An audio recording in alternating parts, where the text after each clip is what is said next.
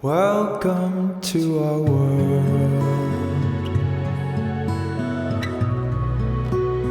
Won't you come on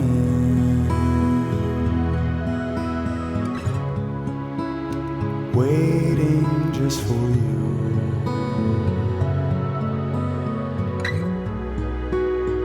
Welcome to our world. So today, welcome to the podcast, everyone. Welcome, one and to all. our world. No, they just heard that. Don't do that again. Yeah, but it was so, you're right. They want to hear it from him, not from me. What we should do is I should record a version where I'm harmonizing with him. There you go. There you go. And I will only play it on the complaints episode so that you have something to complain about There you go. automatically. Yeah. All right. Today What we are doing what the kids call an election postmortem. Yep. And this is definitely not going to be 2 episodes. We're wrapping this One, up wrap real it up quick. and move on. Maybe I'll leave my microphone red though. You know, maybe, maybe what we'll do, it will not be anytime soon, but at some point down the road, we'll have almost like a checkpoint, like how it's going kind of midterms thing. maybe. So anyway, so my initial thoughts about this, which we had kind of talked about fear-mongering and stuff already in some episode. I don't remember what. Maybe the 2-part, whenever we talked about it. My feelings about this are that as a voter in the middle, I consider myself a moderate, independent, I can think for myself type of person. And I felt like no matter who won, I wasn't going to be happy. I didn't like either of these candidates. So this was a lose-lose for me. And if I'm being completely honest, for most of America, I think, when you look at the potential choices that we could have had, or just the potential in general in America for a good president, it was nowhere near either of these 2 people. They could not have been. Anyway, that's neither here nor there. So this was a lose-lose for me. That being said, I think it's hilarious that both sides, their messaging was, if the other person wins, democracy as we know it is done in America. I was just going to say that. So I guess we'll see, Well, I guess we'll see what happens. Yeah. Both sides were saying things like, this will be the last election. And I had said this to you before. Pretty much every election for a long time now, I won't say maybe for my lifetime, but for a long time now, they say this is the most important election of your lifetime. Oh, right? Yeah. Do you remember I told you one of the emails I get, how they, Morning Brew, how they, in their intro on election day, made the joke about, yes, the New York Times said this is going to be the most, I don't remember, the election consequential election or something like that. And then right after that they put ... and they said, but the New York Times wrote this in 18 or 19 whatever about I don't even remember. Or you could say they said always that, say it. Yeah, it's the most important election of your lifetime until the next one, which will then be the most important one, right? Yes. It's like, you know how I feel about that? It's like, that's how I feel about my meals. This is the most important meal of my life. Yeah. Yep, we just had lunch, and you know it's what like, I mean? It's the same thing. It's like, we get it. Okay, go ahead. Sorry. Yeah. So anyway, all right. So, and this election was probably worse, but every election, I feel like right after the election, you have roughly half of the country that's like thrilled, roughly half of the country that's just completely depressed. This one's a little bit different because the extremes are probably more. And you probably do have a decent sized group in the middle that are like kind of ambivalent, and you know what I mean? No matter what, like you said, they weren't going to be, you weren't going to be thrilled after the election. Because the 2-party system one way is or awful. Another. Anyway. So, but here's the thing. From my standpoint, I had said this before to you. I don't know if I said it on the podcast. Probably not. I'm excited to see what's going to happen now. Only because I like some of the people that are involved. Like I said, I liked Vivek Ramaswamy, right? I liked him because of the things that he said about. And I'll give you one example. Getting real specific real quick. Well, we won't go Even too. though I did say, I know. so this will be a general. I know, but in general terms, okay, the federal government is way too big, right? So I would vote for anyone that basically said that, and that we need to. I mean, we just crossed $36 trillion in national debt. Okay, this year we have, I think it's for sure over now, a $2 trillion budget deficit. In 1 year, we spent $2 trillion more than we took in taxes. Yeah, it's crazy. It's crazy, right? So from my standpoint, it's like, yeah, we need to take the entire federal government, literally blow it up. Well, I don't mean literally. Oh, okay, let's just, gosh. that could be taken the wrong. Oh, I don't want that to be taken literally. But my point is, you have to break everything down and kind of start from scratch You do. with no assumptions. And I'll tell you the one thing that I heard yesterday. No, this is the point. This episode is now titled A Jim's lot Manifesto. of people, and no, this is and then I'll hand it back over to you in a second. A lot of conservatives are like all for cutting spending, cut, except the military, except the defense budget, right? And I heard yesterday, and I think it was Ramaswamy and I think it was on Fox actually where this was. I watch all the Sunday shows, right? Like so I'm not only watching one. This happened to be on Fox. In fact, I didn't see it till the end of the day because I specifically didn't watch that one. But they brought up the question of the defense budget and said, well, you're going to have like increase the defense budget though. And he basically he said no, pretty much. But what he said was, because of like waste and everything. In other words, stop assuming, because people do this with education, right? They assume that you just keep throwing more money at the problem and it'll fix it. And it doesn't. So the problem is inefficiency. I'm done. Oh, I hate inefficiency. Oh, it's my least favorite thing. Oh, I hate inefficiency so much. Yes, it's just. The thing about that is, no, it doesn't fix problems. What does not fix problems is the federal government. The federal government does not fix problems. What fixes problems are your local governments, the people that actually, on a day-to-day basis, know the specific issues, know what everybody's dealing with, know how they're able to handle it, how best to handle it, know their resources, all of that stuff. That is your local governments, okay? Which brings me to a point which I think I told you this. The day of the election or the day after the election, I don't remember.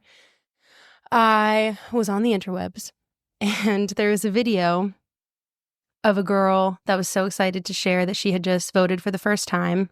And I was like, that's great. We love that. We love democracy. Vote. That's fantastic. Even though, side note, from an economic standpoint, who you vote for president, it doesn't matter. That's the whole thing. Your vote does not matter at all for the president. That's depressing. But it's so depressing. But this brings me back to my point. You know which votes do matter. Your votes for your local government. Right. Those votes matter so much. And for the people that represent you. So this brings me back to the video of the girl that was so excited that she had just voted for the first time. And I'm like, yes, we love that. Great for you. I don't even remember who she voted for. And I was like, good. I love that for you. And then she says, but I didn't know that there were like going to be a bunch of other people on the ballot. So I just voted for president. And by other people, she meant local elections mostly. And she's like, so I just voted for the president and I left the rest of the ballot blank. So yeah. First of all, I do, in a sense, since she was already at that point, I appreciate that, because voting down ticket for a specific party just because they're that party, I completely disagree with. So I appreciate that she did not do that, whoever she voted for. That's good. However, this brings me to my overall point with this, which is that there should be some kind of test you have to take before you are able to vote. It is not enough being a citizen of the United States of America is not enough. you don't have enough credentials at that point to be able to have a say in how our country works if you don't even understand how it works to begin with. And especially if you have birthright citizenship, Yes, right? that's So what the I'm only saying. reason you're a citizen is because you were born here. Your parents say, well, I guess maybe that doesn't matter. But the point is that, right, you're completely right. And I want to clarify when I say something like this, because I've thought a lot about this, and you and I have talked a lot about this. I've talked a lot about this with other people. When I say a test, I don't mean like, you know, the SATs or some kind of, I'm not talking a giant thing. I'm literally just talking like a nice little 25 question quiz like, about instance, things that matter. So when you and I had talked about this, I just want to finish this point. I had said economics should be on there because if you can't understand how the economy works, you should not have a say in who gets to decide what happens to it. That's just dumb. And again, you're talking basic. I'm talking basic 101. economic supply and demand. Right. I'm not talking about any kind of crazy concepts or anything. Just simple supply and demand and stuff like that. And then 2, you should have to actually understand how the government works. Like the branches of government, what they actually control, so that when you are voting for these people, you understand what they actually have control over and what they have hands in. Do you know the funny thing? I bet you if that were implemented, 90% of people would not be able to vote right now. I'm not saying I disagree with that. That was one of the things. That was one of the things when I said if you care enough and you're passionate enough about these subjects, then you'll figure it out. Exactly. That's one of the reasons that I like Vivek Ramaswamy. Okay. No, because he advocated for the same thing. Well, he was saying it was my idea first. He was, he was saying everyone should have to pass a citizenship test. You know, I'm going to stop you right there because I have seen some of those, like examples of those online. I don't know a lot of things that are on that test. I would fail. I think I would fail a basic. Are you talking about the American to become? I think I would fail that test if I tried. I mean, maybe I would too. I haven't we should do that. That would be fun. But I think that's fair. You know, maybe when you register to vote, to be able to register, you should have to answer these questions at least. Yes. Because how can you possibly be voting for people when you don't even understand, for instance, the structure of the government? And that's all I'm saying. And so you just saying that, though, also reminded me there are people like on the internet that'll go around like New York City or their local mall or something, and they'll ask questions like the simplest questions. How many states are in the country? Yep. And you get like these, and so these are the people, because that's what I'm thinking about right now, the people in these videos, and maybe some of them are just like acting and they're just acting stupid. I don't know. Or unknowledgeable, whatever the case may be. So I'm thinking these same people are people that are voting, that voted. Well, and here's the thing. I think in most cases, people like that are much less likely to vote. I agree. But it worries me when everybody's like, get out the vote. Yes. You know, and they have on every social media platform, here's where you vote, here's how you do it. And it's like rah. And that's all they understand. They don't understand they don't even understand. They don't have a clue what they're voting for. And so here's my point. So super happy for that girl that she voted and did her American due diligence.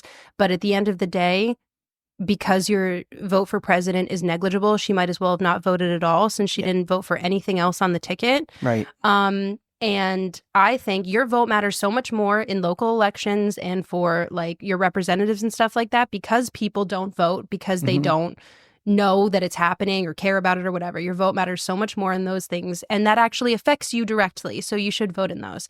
And so that brings me to another gripe I have about this election, which is the celebrity endorsements. And I had talked to you about this too. Yeah.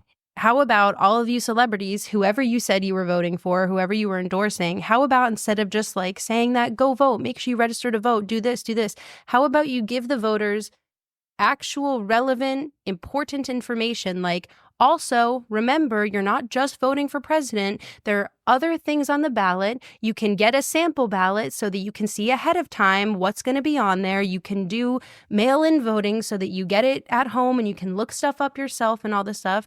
No, I did not hear any celebrity say that. All I heard them say over and over was, make sure you go vote and do the right thing and register. It's the last day to register. Yes. What percentage of those celebrities do you think fall into the first group of people that we talked about? Ooh, like that have no clue anyway. And That's how a great question. Right? Because so how are they going to be able, or why would they even want to tell people, don't forget to vote for these other, these local offices and all, when they would probably say the same thing. They'd be like, what, there are local offices? No. Or they man. would think that they don't matter.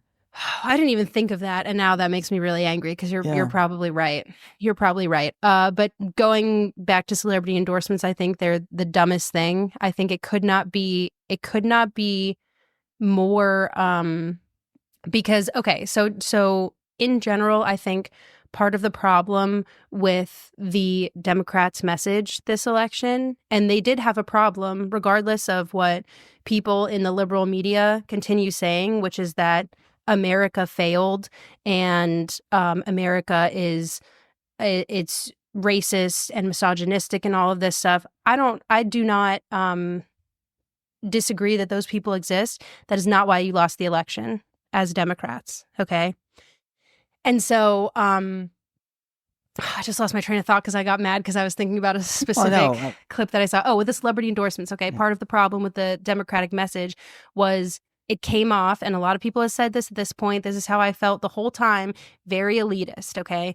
Extremely. You want to talk about the economy, and you want to tell everyone in America repeatedly, the economy is extremely successful right now. The stock market is up. The Biden administration is one of the most successful administrations in history or in the last however many years, okay? And then average, everyday Americans are trying to tell you, I don't feel that. You can tell me that, but that is not relatable for me right now. And instead of listening to that and changing the messaging and hearing people out, they just kept saying, people are saying they're not good, but I'm telling you, the stock market, the price, we're fine. So what are you talking about? Well, here's the funny thing. It makes me so mad. If you're, and I think of Sunny Hostin on The View. That's what I was thinking about, and that's why I lost my train of thought. Well, here's the thing. If she legit believes that, if she really believes that the reason that the Democrats lost is because people are racist and misogynist and everything, then there's no way to fix that, right? There's no way to fix it. In other words, when you tell people, even if let's say they legit are racist and misogynist, they're not going to hear your message and say like, oh yeah, I'm racist and misogynist. That doesn't get through. I'm the problem. Well, but the other, that's not a but the conversation. 98% of people, okay, Yes. 99, whatever it is, it's a high percentage who are not voting against, in this case, Kamala Harris because she's a woman or because she's black. They're voting just because economics or for some other reason, right? They're voting for a legit reason. Well, yeah, but if they're going to now become less likely to support your party because of the elitist, because it comes off as very elitist. But if you just vote based on the economy, then you don't have any morals. So what are you doing? That was the messaging. Right. That was the constant messaging. And I did not like either of these candidates. I think Donald Trump, things that he has said, things that he has done are absolutely disgusting. As a person, I think, I do not like him at all. I have zero respect for this person. Zero. Like, that's how I feel about it. Even when he got shot and got up like that? I'm just asking. Absolutely not. Asking. Absolutely no. Okay. I mean, no. Well, anyway, go ahead. Go ahead. I don't want to get hung up on that. My point here is, again, I'm in the middle. I'm not whatever. Right. Okay. And also, really quickly, that reminds me of the video that I showed you. I'm talking too quickly now because I want to get this all out of the guy that was doing kind of the same thing we're doing and explaining to the Democrats why they lost. And he was, my favorite part was when he raised his hand in the video and he was like, you know me? Hi, I'm an independent. I'm in the middle. You don't listen to me. Right. That was the Democrats this entire election cycle. Right. And what? Did you have something else to say, or you were just? Okay, you didn't have anything else. No, I think I was thinking of something, but keep going. Okay, but yeah. So anyway, so I think that was a big part of the problem where people were trying to explain to Democrats like that. You're saying this and I don't agree with you. And then instead of listening, the Democrats were like, well, you're wrong. And it's elitist. It's a moral superiority thing. And you want to talk about, there was the clip I told you about from The View from last week where Alyssa Farah Griffin was explaining why, I don't remember, some state or county everybody voted for Trump, and it was like a state on the border. And Alyssa's trying to explain that Democrats had a problem with messaging, and she's saying, do you know why everybody in this county or whatever voted for Trump? And Sunny Austin's sitting right next to her, and she says, yep, misogyny, racism.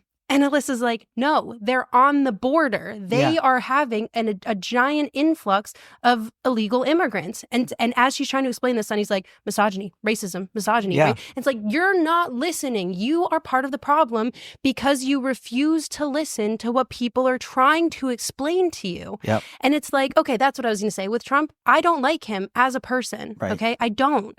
That being said, when your messaging as a Democrat is, well, you can't vote for him because he's a bad person. You and I had this conversation the other day.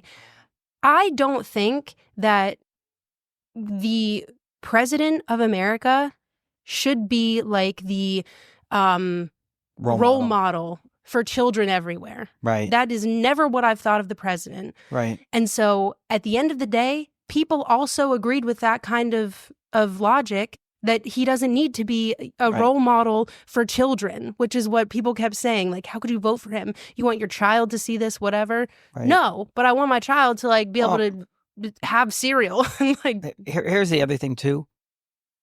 Excuse me. Here's the other thing too, and I don't know. So you know, you're saying, and I'm not saying this. I don't want this to come off as, well, I'm just defending Trump. That's not. Because there are a lot of things I've said to you before. There are a lot of things I don't like about Trump. First of all, I think a lot of the people that voted that way because they didn't like the general direction of the country, sure, economics, and they specifically liked some of the people around them, right? I always have this thing in my head. Okay, is Trump just literally out for Trump? Mm-hmm. Or when he says certain things, does he really mean it? No, I think he's a character. Well, he's playing a role. Well, and that may be what it is. You Which, know, I mean, all from my politicians standpoint, it kind of come down to, okay, well, what in the end, how will it work out for the country, right? Mm-hmm. But some of the things. Here's my point. Some of the things that have been said about him, and this goes both ways, right? But like, for instance, that very fine people, which they kept pushing that, where he said there were very fine people on both sides, making it as though he was saying neo-Nazis and white nationalists are very fine people. If you listen to that news conference, he did the exact opposite. He specifically said, but no, here's a case where it was an outright lie. He specifically said, and I'm not talking about neo-Nazis and white nationalists. And that's fine. Okay? I'm not talking about moments like that are taken out of context, which there are a lot of those. I'm not talking about those. Okay. All right. Okay. Yeah. No, that's the only thing. So I guess the thing is you have to sort of wade through all of this and you have to try to figure out what is the truth, I think in general, because this is what has always bothered me about this kind of messaging is you have, and I've explained this to you too, so I'm just explaining this for the listeners. You have your Maslow's hierarchy of needs. Mm-hmm. And at the bottom, you have basic things like food and water and shelter and all of that stuff. Things that basic human needs, right? And then as you work your way up the pyramid, you could look this up. There are pictures. Just look it up. And if you don't know what this is. And at the very top of the pyramid is like self-fulfillment or something. It's basically like you go from actual physical needs in order to live, to survive, really. Right. And then as you work your way up, you then move on to like emotional and moral things and stuff like that. And so this whole election cycle, it's been Democrats near the top of the pyramid not understanding why people at the bottom of the pyramid are not voting on their morals and on their, Well, I agree. But the flip side is I may think things are moral that you... Well, that's true, too. It's kind of like a means to an end sort of thing. You may think that the best way to help people is government programs, right? Yeah. For the federal government, increasing like welfare programs and all. I may feel like, no, that's the exact opposite. That's in the long run, that's hurting people. Yeah. So if I assume that your reasoning that it has bad motives, right? I'm wrong. Yeah. if you assume that I have bad motives, then you're wrong, right? Yeah. Most people, I think, want the country to be better. They want their neighbors to be better off. They want everything to be great. Immigrants, okay? They want people around the world to be better off, okay? And they most people do not hate immigrants, right? But it's how you get there, and it's different ways. And I feel like when things get really divisive, like they did during this election, people forget that. Yeah. You know, the one thing that was nice, since this is supposed to be a postmortem, is when Joe Biden and Donald Trump met at the White House. Yeah. And it was actually like very civil. And I know people were mad about that on both sides too. And especially, you know, I think people on the Democratic side were like kind of mad because they're like, or they brought up, well, why didn't he do this last time? I disagree. No, I'm saying they're saying about, you know, look, this is the right way to do it. Last time Trump, you know, like they didn't have a smooth handoff and all because he kept arguing the results of the election and stuff. I'm not saying that there was anything wrong with what they said. Another point I want to make though is that while Trump won the Electoral College and the popular vote, there were a lot of on the other things on the ballot that were up. A lot of liberal, more like Democrat, you know, supported ideals passed, even though Trump still won. And so I feel like if you're the Democrats, you kind of need to acknowledge that and say, okay, so it's not that people disagree with us on a quote unquote moral level or whatever. It's just they're voting on other things too. And like, I feel like they can't understand that.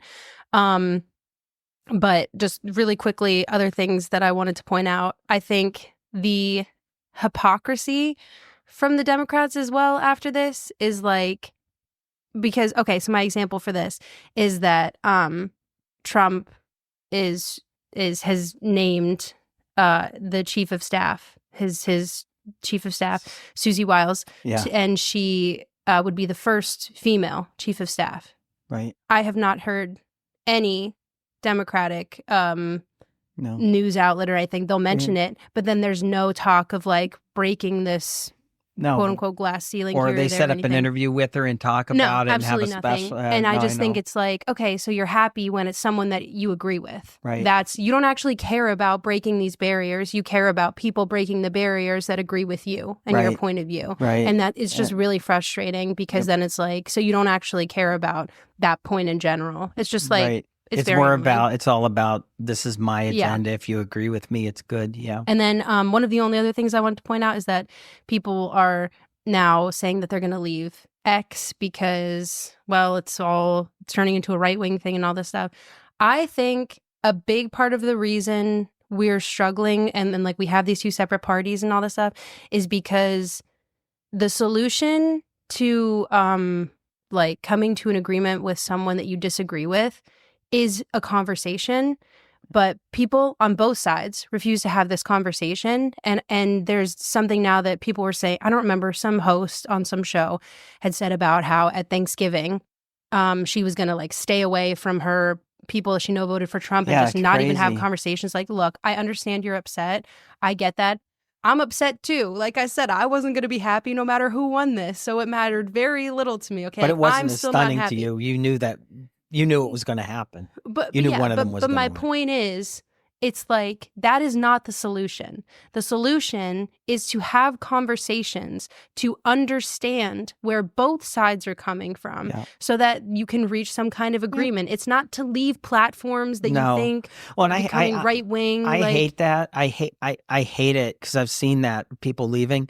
And I hate that for exactly that reason, because I'm like, the last thing in the world that I want, and this is anyone that's on X, I don't want it to become some right-wing like echo chamber. I hate that. That's why, like I said, on Sunday, I watch all the Sunday shows because I want to get the different points of view. And I watch something, it happens all the time, where I get mad because I disagree with it. But you have to be willing to engage.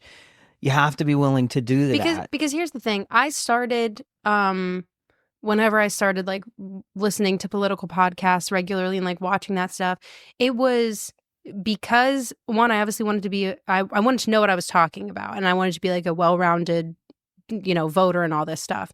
But to be completely honest, one of the main reasons that I started listening was so that when I was listening to the other side, I would have a better argument for myself, from my point of view, because Right. then it was like, well, I already know what they're going to say, and I know what facts they're going to throw at me, and I'm ready with this. And now, like, since then, I'm definitely more in the middle than I was at that time. And I am just, it's straight 50-50. I agree with half the stuff on one side and half the stuff on the other.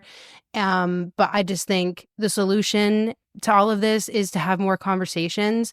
And it's frustrating seeing people not learn that lesson and instead just go the other way and be like, nope, we can't do that. I can't talk to you. You're an awful person. I don't know who you are. And America made the wrong choice. And I can't talk to you because I disagree with you. The thing, I can't understand people that are like that, though. Like, once an election's over, even if you feel strongly about it one way or the other, okay, be depressed for a day or two and then move on. The idea of saying, I'm not going to go to Thanksgiving with my family because I disagree politically with them. Because to do that, you're doing what I said before. You're assuming that this is a bad person.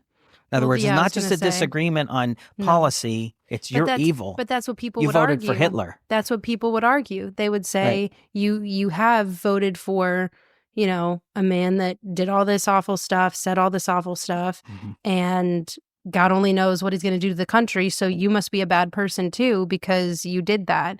And yeah, I just don't. And let's say that is the case, even for argument's sake. And Democrats are right, and the country's gonna be awful after a couple years or whatever. Okay, then you get to say you were right, but like you still haven't had a conversation with these people. So then instead of trying to have a conversation with like you, for example, and try and understand where you're coming from, all they're doing is just like sending you back in that direction because it's like, you won't listen to me, so I'm gonna go back to Trump because I and I'm not me. I don't. Right. But even if and those kind of accusations went both ways, right? I know. Yeah. Like you said in the beginning. Even if it's true, even if let's say Trump does something to try to, at the end of his term, try to basically be a dictator, like they said he was going to do. All right.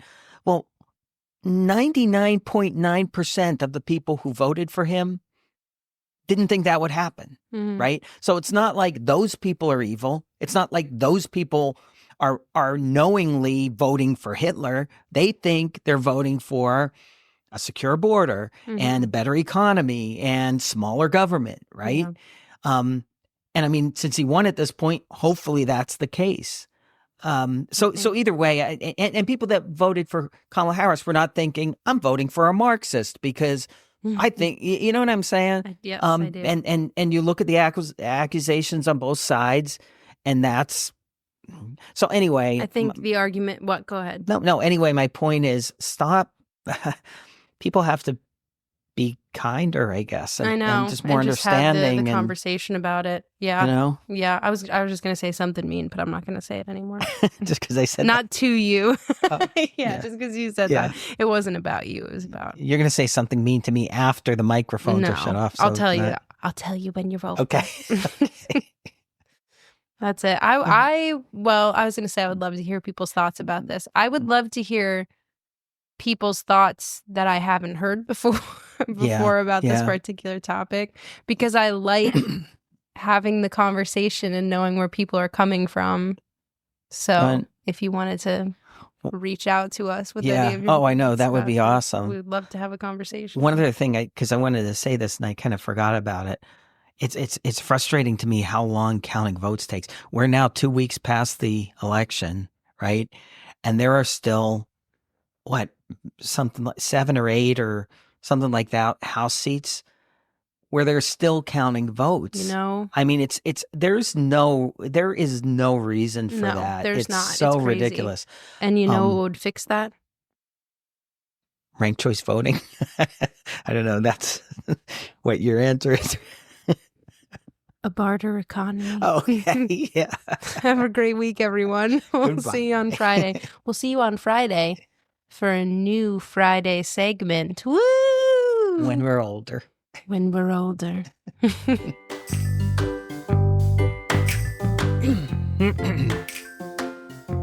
Okay, now you're gonna have to remove. I am not.